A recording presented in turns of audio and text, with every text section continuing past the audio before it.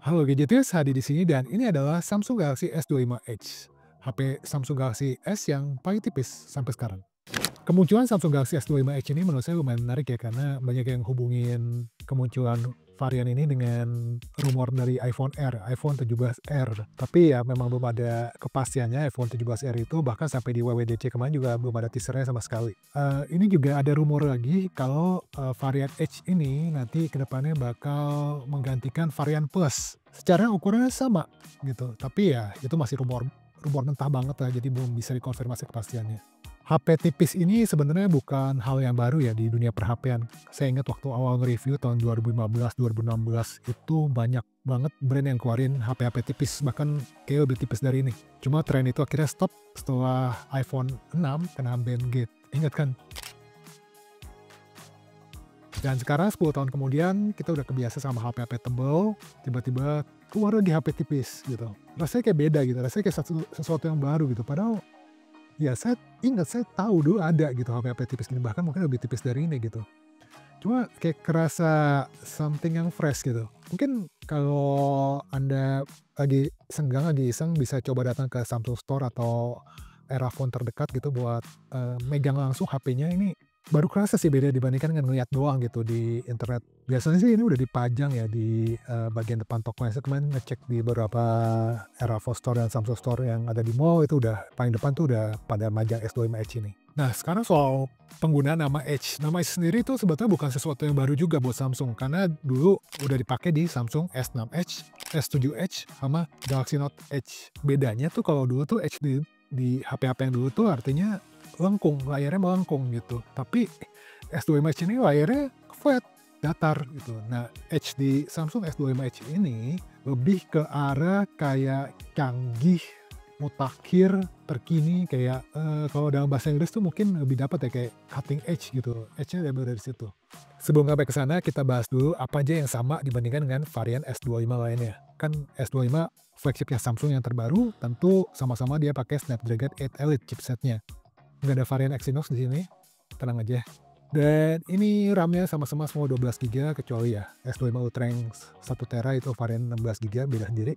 Untuk storage-nya sendiri ini ada varian 256 dan 512. Varian 256 kalau beli waktu fase pre-order ada free memory upgrade ke 512. Tapi sekarang saya nggak tahu apakah masih ada atau enggak. Bisa cek aja langsung di store Samsung. Nggak ada varian 1TB di sini dan layarnya pakai Dynamic AMOLED 2X. Proteksi IP ratingnya pakai IP68. One UI-nya One UI 7 dengan janji update software selama 7 tahun. Sama semuanya. Oke, itu tadi kesamaan spek S25 Edge dengan semua varian dari S25.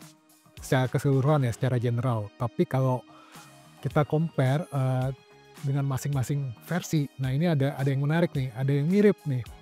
Kayak misalnya S25 Edge dibandingkan dengan S25 yang base version, yang reguler, yang paling kecil, yang paling murah itu. Nah ini kapasitas baterainya mirip. Kapasitas baterai S25 Edge ini 3900 mAh, S25 yang regular base version ini 4000 mAh. Beratnya, bobotnya ini juga mirip. S25 Edge ini beratnya 163 gram. S25 yang regular base version ini beratnya 162 gram, cuma beda 1 gram doang. Kalau kita compare dengan S25 Plus, kayak yang tadi saya udah bilang, ini sama-sama layarnya 6,7 inch. Nah, untuk dengan Z Flip, kameranya sama-sama cuma punya 2, kamera utama dan kamera ultra wide, nggak ada kamera tele. Kemudian kalau kita compare dengan Z Fold 6, HP lipat yang bakal muncul generasi penerusnya sebentar lagi. S25 Edge ketebalannya 5,8 mm, Z Fold 6 5,6 mm. Ini ketebalan saat dibuka ya, unfolded. Tentu kalau di folded atau ditutup itu lebih gede. Ya memang rumornya nanti Z Fold 7 bakal lebih tipis lagi sih, cuma ya let's see lah. Kemudian kalau kita compare S25 Edge sama S25 Ultra. Nah ini menarik nih, banyak kesamaannya nih. Dia sama-sama kamera utamanya pakai sensor 200 megapiksel ISOCELL HP2. Frame-nya sama-sama pakai titanium dan harganya, ini harganya mirip nih. Yang untuk varian 512, ini kan S25 Edge harganya 21,5 juta. S25 Ultra harganya 22,8 juta. Ya selisih 1 jutaan buat yang pembeli harga HP flagship kayak gini rasanya nggak terlalu kerasa ya. Kecuali kalau kita ngomongin HP 2 juta, 3 jutaan, selisih 1 juta tuh gede. Nah menariknya kalau kita compare sama iPhone yang iPhone 16 ya, yang varian 512 GB, sama-sama 512 GB. Saya cek di salah satu store, kemarin harganya juga sama-sama 21,5 juta.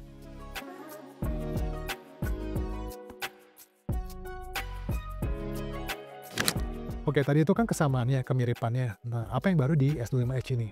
Pertama, dia layarnya udah dilindungin pakai Gorilla Glass Ceramic 2. Ini setahu saya yang pertama di Indonesia. Bahkan S25 Ultra pun belum pakai Gorilla Glass Ceramic 2. Nah, kalau menurut web dari Corning sih, si pembuat Gorilla Glass Ceramic 2 ini dia bilang kacanya bisa tahan jatuh dari ketinggian 2,2 meter. Itu tinggi banget, lebih tinggi dari kebanyakan orang Indonesia. Itu jatuhnya tuh ke permukaan yang mirip beton, alias lebih keras dari aspal. Kalau jatuh di rumah doang gitu di ubin should be okay sih. Cuma yang namanya HP 20 jutaan ya, agak ngeri juga kalau menurut saya sih, walaupun pakai teknologi pelindung layar yang paling canggih, yang paling baru, mending dipakein casing sih kalau menurut saya ya. Kalau HP sejuta, 2 juta sih oke lah nggak pakai casing, tapi kalau HP 20 juta mungkin bakal ada yang komentar, Lah, kok dibikin casing makin tebal dong? Jadi hilang poin ketipisannya. ya memang benar bakal makin tebal gitu. Cuma kalau kita compare dengan HP lain yang sama-sama dipakein casing, tetap akan lebih tipis kan gitu. Kecuali ya kita compare sama HP lain yang nggak dipakein casing gitu. Tapi what's the point? Kedua, kamera selfie-nya sekarang bisa ngerekam format RAW. Ini format video di mana warnanya tuh jadi flat, supaya nanti ketika diedit bisa lebih luasnya untuk mewarnainnya. Ini biasa dipakai oleh profesional, tapi belakangan udah dipakai juga sama content creator, sama YouTuber buat ngewarnain videonya. Kalau di kamera belakang sih udah banyak ya HP yang bisa, tapi kalau untuk di kamera selfie, kamera depan setahu saya baru S25 Edge ini yang bisa.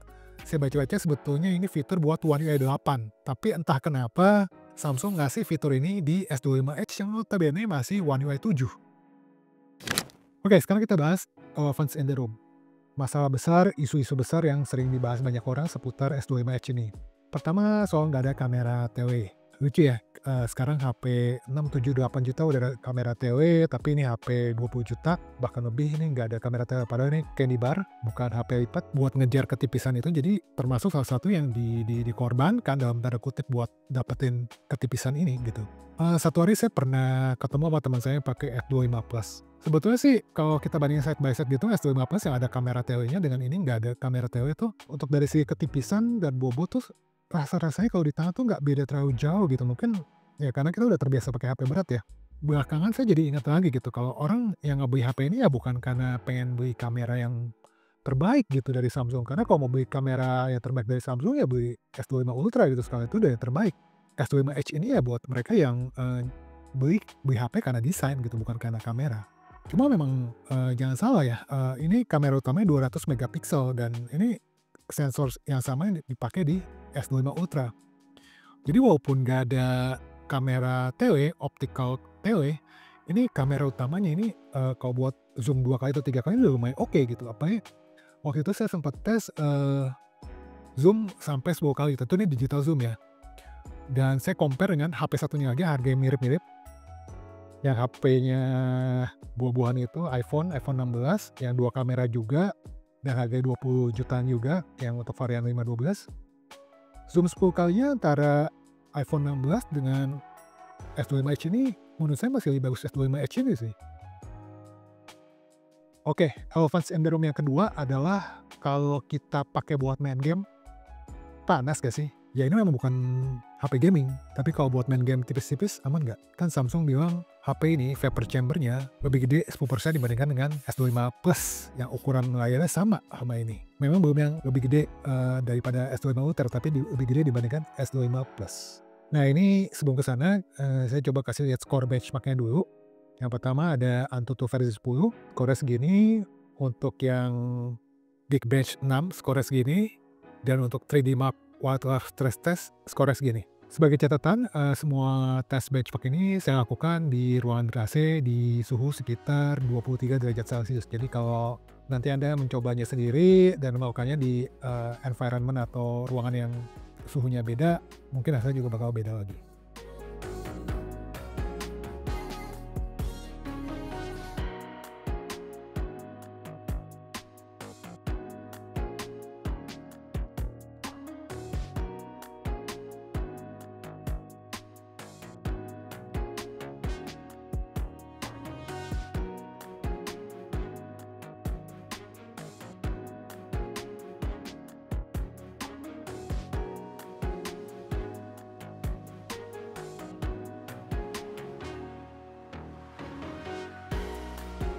Next, ketiga, mungkin ini the biggest elephant in the room. Masalah terbesar, concern terbesar buat kebanyakan orang yang memperhatikan S25H ini adalah soal baterai. Baterainya 3900 mAh, ini lebih kecil bahkan 100 mAh dibandingkan dengan Galaxy S25 yang paling murah, yang paling kecil, yang base version. Waktu pertama kali dikasih teaser di awal tahun launching S25 keseluruhan, S25H ini baru ditunjukin doang, belum boleh dipegang. Nah waktu itu orang pada ngira, wah akhirnya Samsung bakal pakai silikon karbon sama kayak HP-HP China yang flagship gitu ya. Tapi ternyata enggak, Samsung masih pakai teknologi baterai yang lama. Ini agak membuat orang banyak kegocek, termasuk saya. Dan why? Kenapa gitu.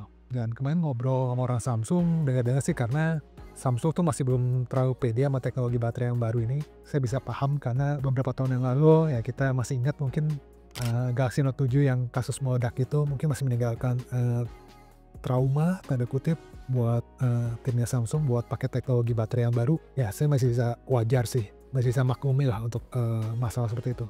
Tapi baterai 3900 mAh ini gimana kalau kita pakai buat sehari-hari? Ya saya udah coba selama sekitar seminggu 2 minggu terakhir ini. Screen on time yang saya dapetin kalau saya pakai dengan full wifi seharian itu bisa sekitar 6 jam lebih. Di hari yang dimana saya kira-kira setengah pakai wifi, setengah pakai data itu sekitar 5 jam lebih. Ya kalau full data tentu di bawah itu. Berikut konsumsi baterai per game yang saya mainin. Semua ini di settingan yang tertinggi. Ya karena ini pakai chipsetnya juga yang terbaik untuk saat ini. Dan berikut konsumsi baterai per aplikasi yang sering saya pakai dan angka di sini untuk per 30 menit. Nah kalau buat ngecas gimana nih? Kalau S25 yang lainnya kan support sampai 45 watt super fast charging 2.0. Ternyata S25H ini cuma support sampai 20 watt doang. Super fast charging yang biasa, yang chargernya kecil kayak gini. Nah ini saya coba ngecas sampai full, itu makan waktu sekitar 1 jam lebih dikit. Kurang oke ya, karena saya berharap kalau HP udah 20 juta tuh bisa ngecas di bawah 1 jam. Saya nggak ngarep bisa sampai setengah jam gitu atau setengah jam lebih, enggak gitu. Asal di bawah 1 jam ya gitu, saya udah ngerasa cukup. Ya tapi ini di atas 1 jam, meskipun di atas 1 jamnya nggak lebih terlalu banyak, sekitar 5-10 menit aja di atas 1 jam, tergantung ya koneksi wireless yang dinyalain ya, itu bisa berbeda-beda di situ. Cuma kalau buat Anda yang terbiasa pakai wireless charging, jangan khawatir, meskipun tipis, wireless chargingnya ini nggak dikorbanin. Oke, kesimpulannya setelah 1-2 minggu saya pakai S25H ini, saya ngelihat kalau S25H ini sebetulnya bukan sekedar soal menipiskan sebuah HP. Saya ngelihat S25H ini sebagai satu simbol di mana Samsung sebagai brand yang udah mapan ya, istilahnya tinggal jualan doang tuh pasti cuan. Tambahin aja fitur sedikit-sedikit, tambahin aja spek sedikit-sedikit, toh jualan pasti cuan. Enggak, Samsung dia berani keluar dari zona nyaman itu, masuk ke uncharted territory. Samsung is making tech fun again. Saya yakin ketika kita keluar dari zona nyaman tentu pasti ada resiko-resiko yang harus dihadapin. Nggak akan selalu berhasil. Contohnya kayak dulu Samsung keluarin Galaxy S4 Zoom, itu juga udah nggak dilanjutin sekarang. Samsung juga ya yang populer itu Galaxy Note 7, itu wah bukti nyata kalau keluar dari zona nyaman tuh ada resiko yang mahal yang harus dibayar, nggak selalu berhasil, tapi ketika berhasil itu rewardnya juga gede. Kayak misalnya ketika Samsung keluarin S6H, S7H dulu tuh yang layar melengkung, sekarang semuanya ngikutin melengkung, bahkan Samsung justru yang mulai baik lagi nih, yang nggak melengkung lagi gitu. Ya ada risk, ada reward sih. Saya yakin tim Samsung udah memperhitungkan banget soal itu. Jadi terima kasih Samsung udah mau mencoba satu hal baru. Ya sebetulnya nggak baru-baru banget juga. Tapi buat sekarang tuh ya kerasa baru sih karena udah 10 tahun nggak pegang HP tipis. Oke itu aja kalau dari saya. Terima kasih sudah nonton videonya sampai selesai. Saya Hadi Gunawan. Di belakang kamera ada Tama. Kami undur diri. Kita jumpa lagi di video berikutnya. Cheers!